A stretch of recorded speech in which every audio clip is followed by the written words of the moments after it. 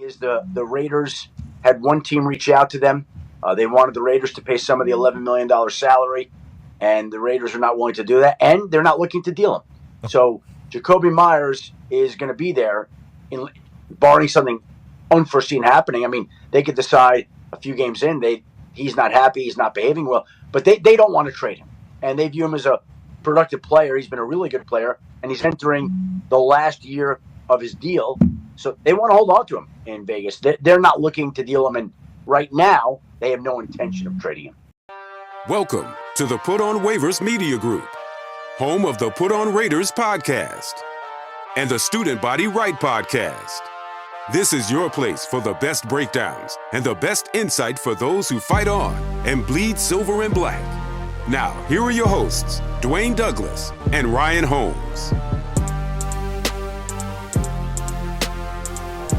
And welcome, everybody, to another glorious episode of the Put On Raiders podcast. I'm your host, Dwayne Douglas, and as always, I am podcasting on the beautiful shores of the Pacific Ocean. Beautiful day out here in Southern California. PORSBR is my Twitter handle, so check me out there. Also, check out Ryan Holmes and his 53-man roster for the Raiders this year. He does it every year, so it's always a good read, and it's also a good follow. Ryan's always a good follow. RHOLM22 is his is his Twitter account. So the Raiders, they are sitting here with Jacoby Myers. It sounds like, from if you heard at the very beginning of the show, Adam Schefter says the Raiders really have no interest in trading him. They had maybe one team call, and Jacoby is basically not going to go anywhere unless they get. I guess if they get overwhelmed. Some teams wanted him to, get paid.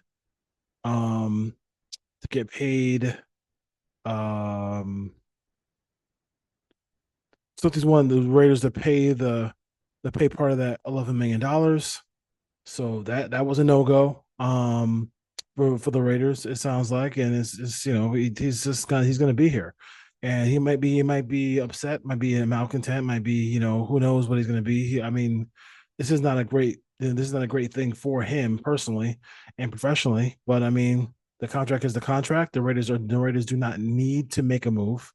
The whole salary cap and CBA is structured so players show up.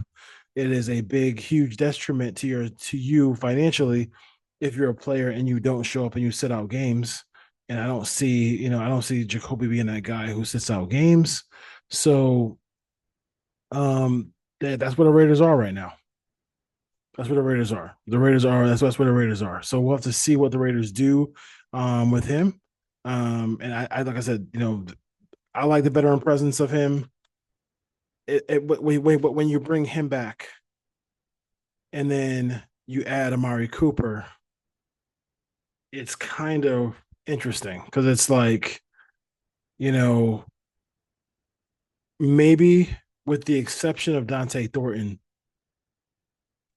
a guy like Jack Besh isn't ready. Like I felt like if Jack Besh was 100% ready, they don't make this move for Amari Cooper, but they made the move for Amari Cooper. So now Amari Cooper is going to be probably getting a bunch of snaps. Then you have Jacoby Myers getting a bunch of snaps. There's going to be a little bit of rotation here, and there could be some injuries here, so you never know. But for the most part, here we are with two veteran receivers who are going to be free agents next year. And then you have a bunch of guys who are really young, who are chomping at the bit, but may not be ready yet. And I think we're seeing a whole lot of stuff from Dante Thornton in camp and some of the great catches. And they really like his size, his body, his way he moves his body.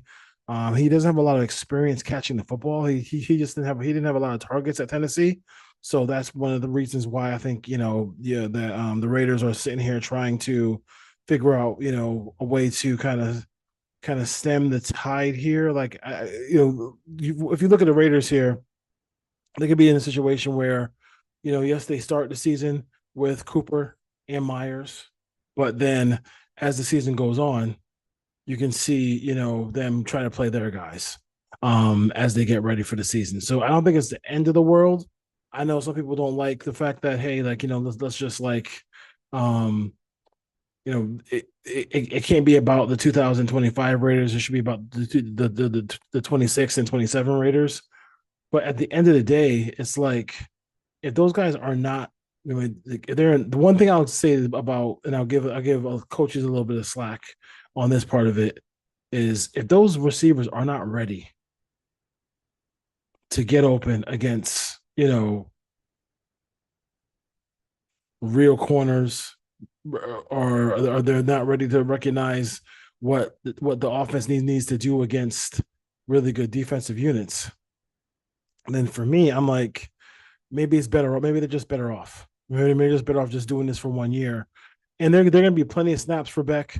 They're going to be snaps for Tucker. Going to be snaps for Thornton, and we'll just see what they do with those snaps. But I'm not. I got to give them a little leeway here, even though I don't love the acquisition of Amari Cooper. I know Raider fans, the Raider fans have not been on the cusp of winning a championship in 41 years. They're closer to the 50-year anniversary of their last championship, opposed to the actual last championship that they won. So I get it. You want any positive reminiscing that you want to do of Amari Cooper, I totally get it. I totally 100% get the fact that you want to bring him back and see what happens. But at the end of the day, I mean, what I saw in Buffalo last year, maybe it was the cold. I don't know. I mean, maybe he hates the cold that much, but I didn't see much. And he's playing with Josh Allen. He's playing with a chance to go to the Super Bowl. And I didn't see very much from Mari Cooper. He used to be that elite footwork guy. He's a total outside receiver. He's not gonna be. His slants are not gonna be his thing. Anything that's gonna be physical is not gonna be his thing. So can he still have the ability to get by and get down the field against teams? We'll have to see. He does it with more of his elite route running ability, more so than just blazing speed. So we'll see if that is what Amari Cooper can do and help the Raiders that way. For Myers, it's just going to be like, what's the attitude going to be? What is his mindset going to be? Because this was his opportunity to get a contract, and he's probably, if he doesn't get traded and get a contract, like it's just not going to happen. And him sitting out the year, that ain't happening either. So it's a really tough spot for him. Kind of feel bad a little bit because I think he's been a really good professional, a really guy. And like I would say this: worst human beings in the National Football League have gotten paid. And for him, he has not gotten paid. And I think for him that could be a frustrating thing for him. So I feel bad for Jacoby Myers in that sense of the world. The backup situation, Kenny Pickett, 5th-round pick.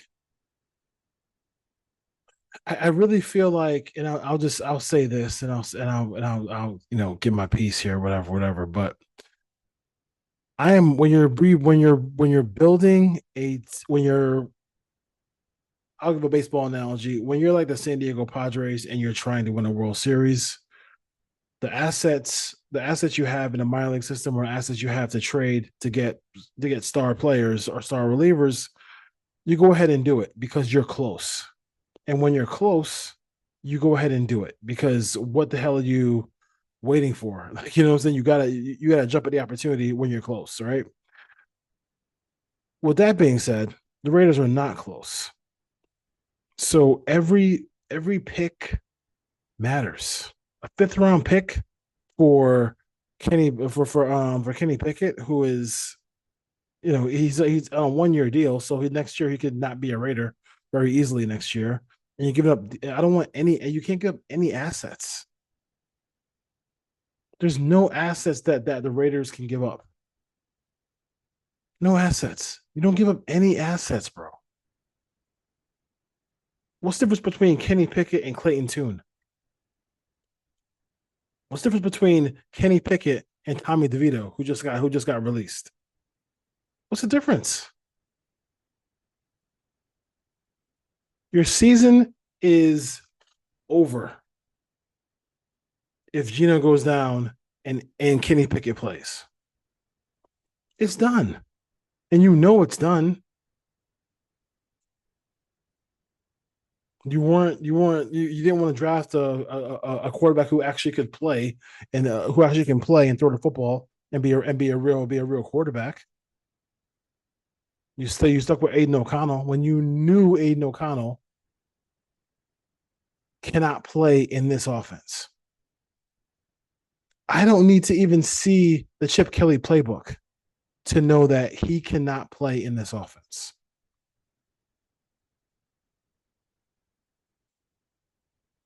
My father used to say, common sense isn't common.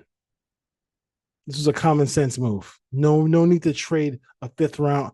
A fifth rounder can be a player for a guy who's going to leave and be a free agent. And don't tell me, oh, he fits the offense. If he plays, the season's over anyway.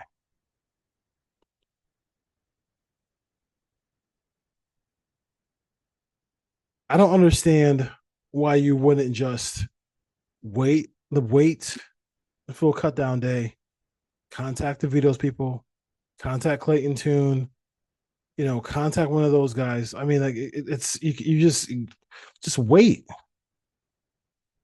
And I know you're gonna say, "Oh my God, you're crying about a fifth round pick." When you're the Raiders, a fifth round pick matters. When you're trying to build it, you're not like a team that's going for it.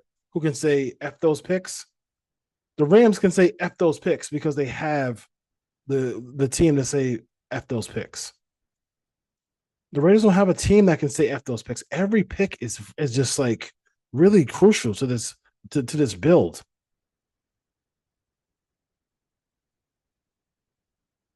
And you kind of get the feeling, and I say it right now, I kind of get the feeling this is another head coach who he controls everything. I feel like Gruden controlled everything. I feel like JMD controlled everything. Like I mean, I'm not in love with like that aspect of it. But when you're going to this season, like and you refuse to draft a quarterback, okay, fine. We don't want to draft a quarterback because it's gonna mess the dynamic up with Gino. Okay, fine, whatever. That's fine. But like Kenny Pickett, Clayton Tune, Kenny Pickett, Tommy DeVito. If they play, your season's over anyway. So just get a guy that you don't have to give up assets for, who's not going to be on the team next season.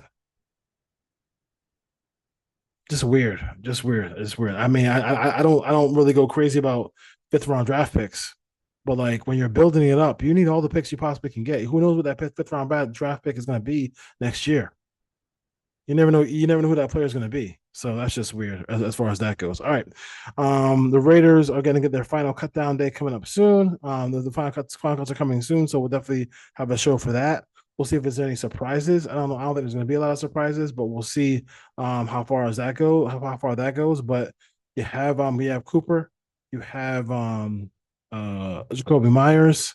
Um, I kind of thought maybe they would, trade Jacoby Myers, get some capital, and then take it from there. I think they can trade. I think they can trade Myers, but Myers just isn't. He's in a situation where I don't think anybody wants to give him a deal. So that's where he's kind of stuck. That's where he's kind of stuck. So we'll see. All right, Raider fans, Raider Nation. See you next time. Peace.